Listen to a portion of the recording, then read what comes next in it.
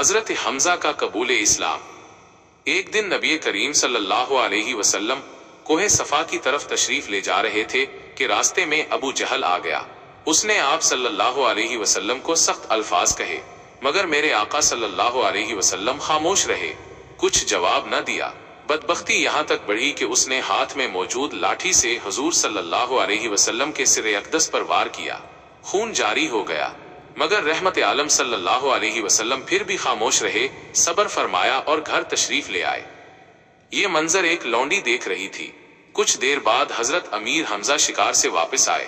اس لونڈی نے کہا، اے حمزہ، آپ شکار کھیل کر آ رہے ہیں، مگر آج آپ کے بھتیجے محمد صلی اللہ علیہ وسلم کو ابو جہل نے لاٹھی ماری، یہاں تک کہ ان کے سر مبارک سے خون بہنے لگا۔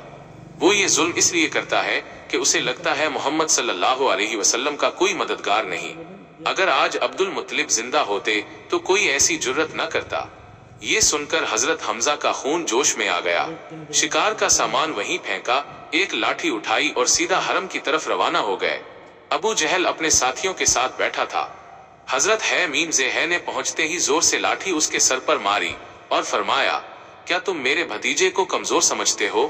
اگر ہمت ہے تو دوبارہ ان کی طرف آنکھ اٹھا کر دیکھو۔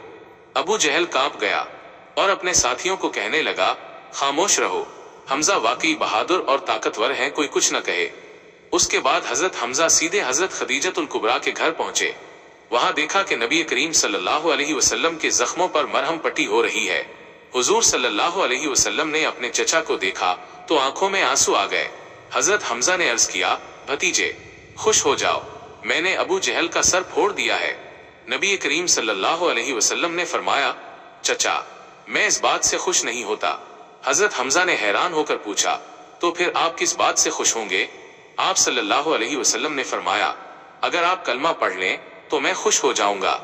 حضرت حمزہ نے عرض کیا، کیا واقعی آپ خوش ہو جائیں گے؟ آپ صلی اللہ علیہ وسلم نے فرمایا، ہاں۔ حضرت حمزہ نے فوراً عرض کیا، تو پھر مجھے کلمہ پڑھا دیجئے۔ چنانچہ اسی وقت حضرت حمزہ نے کلمہ پڑھا اور اسلام قبول کر لیا۔ سبحان اللہ! یہی وہ لمحہ تھا جب اسلام کو ایک عظیم مجاہد اور نبی کریم صلی اللہ علیہ وسلم کو ایک مضبوط سہارا نصیب